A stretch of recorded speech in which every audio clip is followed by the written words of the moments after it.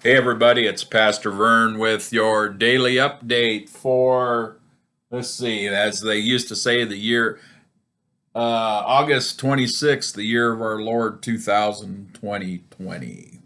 All right. We're continuing on looking at the books of the Bible, and we're in the Gospels right now. We've talked about Matthew and Mark. And now we go to the last of the synoptic gospels, the ones that are very similar, Matthew, Mark, and Luke. Luke is the gospel that is probably the most fleshed out, has probably the most detail in it. Luke was we known as the beloved physician who spent time working on building this gospel message. He was not one of the original disciples, and so that a lot of what he is writing about is he had gleaned from the writings of Mark and Matthew, and from people who he could come in contact with that would have known these stories either firsthand or they've been passed down to him. And he wrote his gospel, pardon me, in a little different light. He wrote it as a gospel for the Gentiles. He kind of wrote he wrote for those who would have been able to read it probably in Greek, those who had been educated in that way. And sometimes the word Greek in the Bible is a term for non-Hebrews, but he wrote it in such a way that it would send the gospel message into, with the detail, people who did not have a background of the Hebrew God. And that was a little bit of a different than the way the other gospel writers had put it out there, because they had based a lot of what they were writing on the idea that the people who were reading it would have some insight to the Hebrew God. And so probably one of the reasons why it's a little more detailed, probably one of the reasons that he goes clear back to the lineage of Jesus in great detail, all the way from Adam. And he talks a lot about the magnification of the sinfulness and suffering of the Hebrew people prior to Jesus' coming, so that it sets the stage for the redemptive act of Christ's sacrifice for us.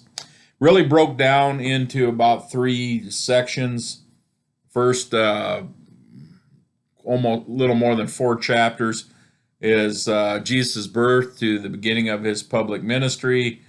The second one is the entrance into his ministry through the last Passover, which is between about the middle of chapter 4 through chapter 21. He makes some very significant insights into the last the Passover suppers, what we sometimes call the Last Supper, the Lord's Supper.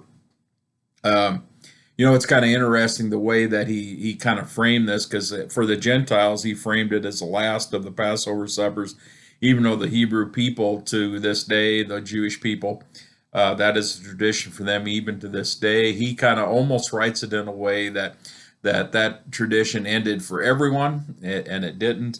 But Jesus totally changed the direction of that and made it into our celebration of communion. And then from the Passover supper to the ascension to be at the right hand of God, which finishes up the book of Luke.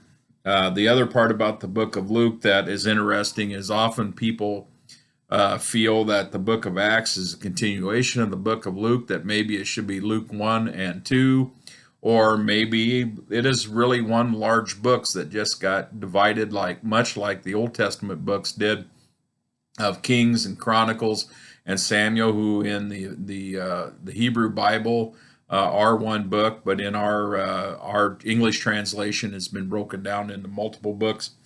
So that's just a little insight, I guess, to Luke's writing of his gospel. All right. Well, you know what? Take good care of yourselves. Watch out for others the best you can. If you're suffering with allergies like I am, I just want to lift up a little special prayer for you because they've been really bad this year with the combination of early rain and now the dryness. So let's that's something we're suffering through together, and in a time where every cough and every sneeze is suspect. So hang in there, take good care of yourselves, watch out for others, and stay safe. All right, we'll talk to you later. Bye.